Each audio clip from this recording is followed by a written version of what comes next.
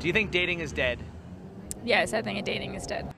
Dating is dead, and I feel like people date for the wrong reason.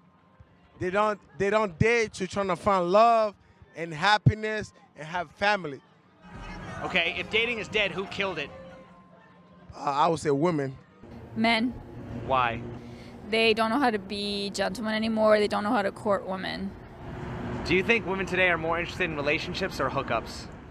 Relationships, but I think people like to say that it's hookups. The bottom 80% of men are competing for the bottom 20% of women on Tinder, and the top 80% of women are competing for the top 20% of men. So this means that most men to most women are effectively invisible, and most women to a small number of men are effectively usable. So are you saying that this is a shift in culture with pay, with jobs, with status, and it's sort of like a byproduct of things, or that women aren't actually attracted to these men? Again, I don't mean to try and put a downer on high achieving women. There's no reason that they should hold themselves back from doing this, but there is a difficult situation that you've got going on here. It's hard for men to raise themselves up because it seems like women outperform men in education and employment when they have the brakes taken off. The only reason that we seem to have male superiority in the past is because women had the brakes put on them. But you can't get around the fact that on average, women want to date a man who's more educated than they are, especially when you consider that educational outcomes open the doors to employment opportunities. Exactly. Single, childless, alone in an apartment full of cats while drinking glass after glass of box wine. Working 80-hour weeks for a male boss, Chad stopped messaging back. No man wants to date her. She's getting pumped and dumped on the regular while watching her happier friends from school having their third child with their husband. What I just described is what's coming from the majority of women. This hollow existence is what society is pushing women towards at a rapid pace, and most women could not be happier about it. The brainwashing is real, and toxic feminism has got its hooks in deep. The Western world is currently going through a dating crisis, and this is only just the beginning. It was predicted that by the year 2040, the majority of women under 30 will be single and childless. We've knocked that figure out of the ballpark. Now we're on track for that to happen in only 6 years. That's right, by 2030, most women will be single and childless. Feminism played women hard and screwed up society in a massive way.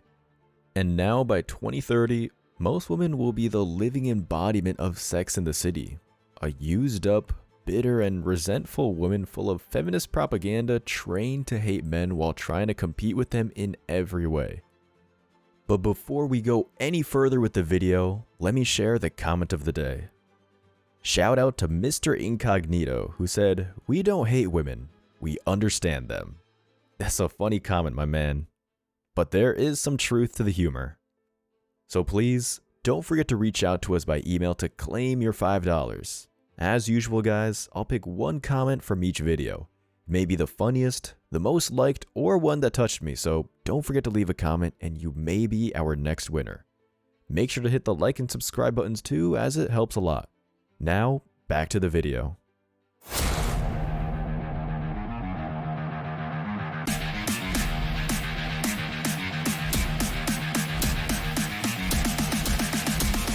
Embrace your masculinity.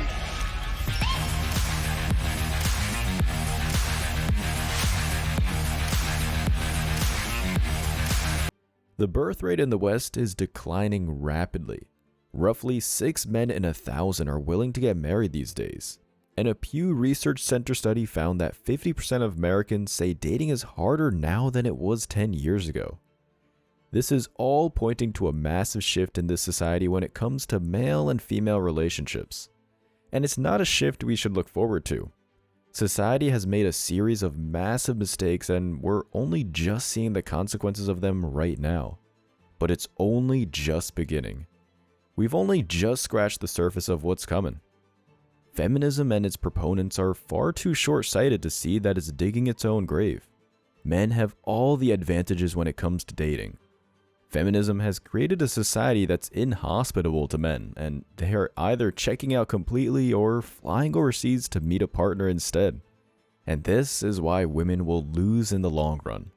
In the future, the US will be a barren wasteland full of aggressive, insufferable, and competitive career-driven single lonely women.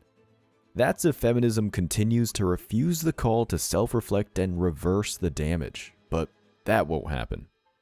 Society has consistently made things more challenging for men. The reality is, you could spend thousands of dollars, tons of time and energy, and the best years of your life getting an education with the hopes of landing a high-paying job, only to then have your resume thrown in the trash because the employer has a diversity quota to meet, so he hires a woman instead. Everything is getting more expensive.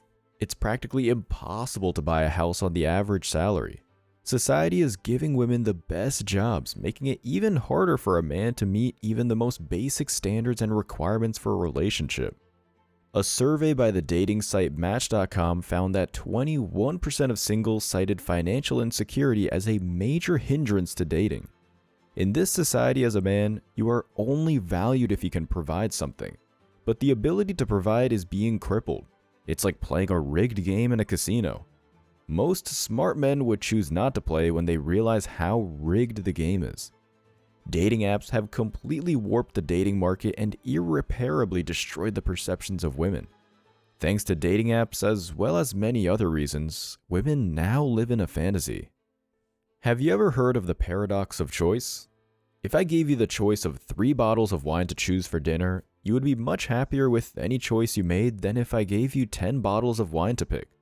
The truth is, the more choices we perceive ourselves to have, the less happier we are with any choice we make. What I just described is dating apps in a nutshell. Even the most modestly attractive women will have hundreds of matches and endless conversations in their DMs on a daily basis. This is warping the perceptions of modern women to constantly be looking for an upgrade in the belief that, no matter what, there is always a better option out there. This is completely ruining women's ability to pair bond. A man in today's society has almost no hope of staying competitive because he's competing with a fantasy. No matter how much he brings to the table, she's always one swipe away from finding a perfect excuse to dump him. And that's not even considering the destructive effects that dating apps seem to be having on people in general.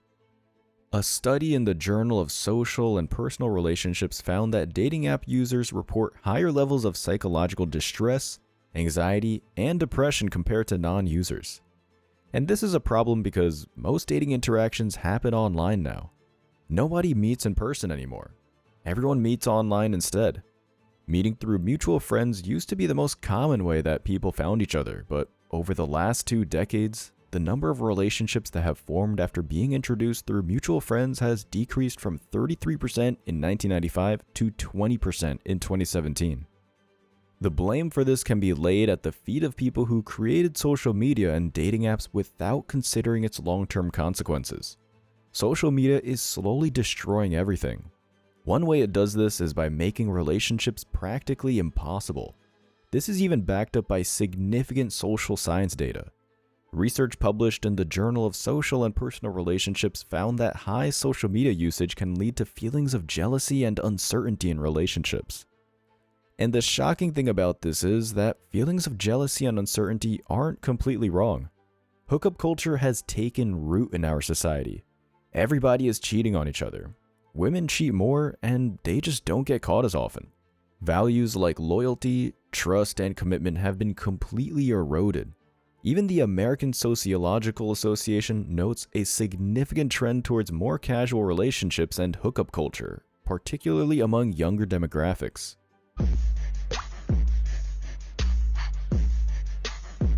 And 2 years later, when you want the things that a long-term relationship can give to you, you're going to be wondering where all the good men are. But you're not going to find one because they're either 1, already married, or 2, they've been hurt and they are done with relationships, or 3, they are dating, but they are looking for somebody loyal.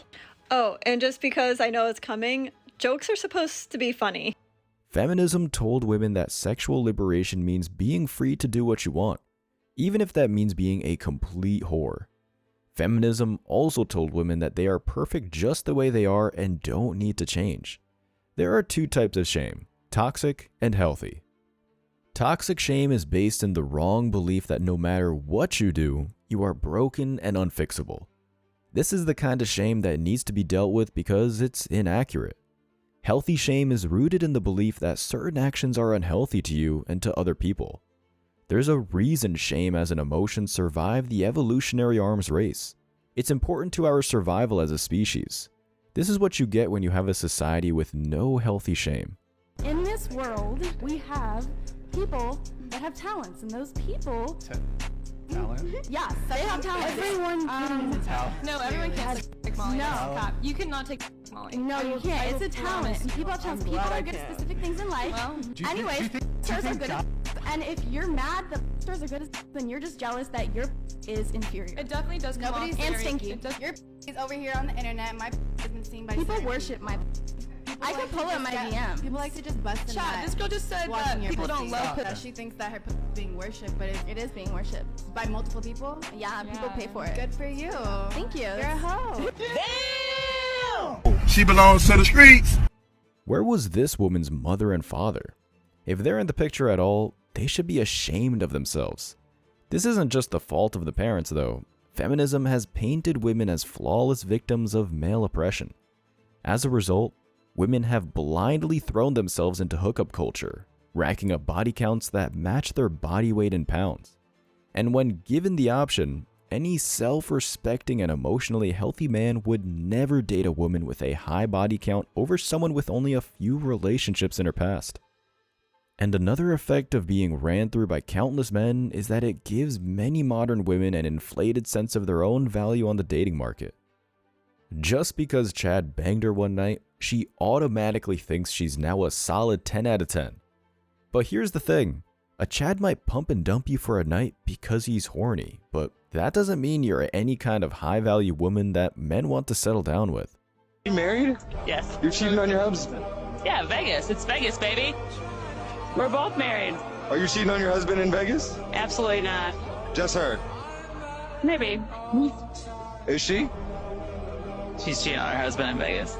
Wow. Facts. How many times you cheating on your husband? You right now. Yeah, you are kind of hot. Are you? You got a ring on your finger though. You did good. Look, who wants a man with no money? Nobody. Find a man with money. She belongs to the streets. If Jesus can't save these hoes, why are you trying? This isn't the only way modern women have changed. A toxic cocktail of feminism, narcissism, and social media addiction has created a society full of undateable women. And of course, these women are single and it's men's fault yet again. Never before in society have we seen a generation of women with so little to offer and demanding so much. These days, in order to remain relevant, you need to be 6 foot, earning the salary of Christian Grey, driving expensive cars, and taking her to exotic locations. You need to be a beast in the bedroom or she'll tell all her friends about it. You also need to have a rocking six-pack while she sits there looking like Jabba the Hutt eating her 5th piece of fried chicken. It's a well-known fact at this point that modern women have truly delusional standards. When we say this, we aren't being sensational when we say delusional. A delusion is a belief that is completely out of odds with reality. We used to treat delusions as a mental illness. Now, the average modern woman's head is full of them and we think it's normal. For decades, social scientists have known something about female nature that they've been forced to stay quiet about. And now, society is seeing the effects of it. Society propped women up and put men down without thinking about the truth that social scientists were warning about. And that truth is hypergamy. The observable, testable, and provable fact that women date across and up socioeconomic hierarchies. By choosing to ignore hypergamy, feminism made men and women undateable to each other. How? It made modern women intolerable people while giving them major help in education and the job market. With massive government assistance, women suddenly started becoming more successful than men. In education, for example, statistics show that as of 2021, women earned the majority of bachelor's degrees at around 60%. That figure is increasing. They even out-earn men in many major US cities now. Based on the delusional and naive notion of the pay gap, women were awarded with fat salaries while men were pushed to the bottom of the pile. All of this was done without a single thought about how it would affect the dating market. Even other women tried to speak out about it, but nobody listened. I believe every man wants a modest woman, a woman that doesn't twerk around, that doesn't drink, that doesn't party, that stays home, that cleans for them, and that cooks, that worships them. And if you show yourself as a party girl, no man will want you. Maybe for one night stand, but that's not wifey material. And I promise you, you wanna be wifey material. And we can all have a past, and you can go through there, and you can build yourself to be wifey material. That's how you're gonna find the happiness. When you're a wife and when you're raising your sons and they are proud of you and not ashamed. And I'm sure with these bikini pictures, they are gonna be ashamed.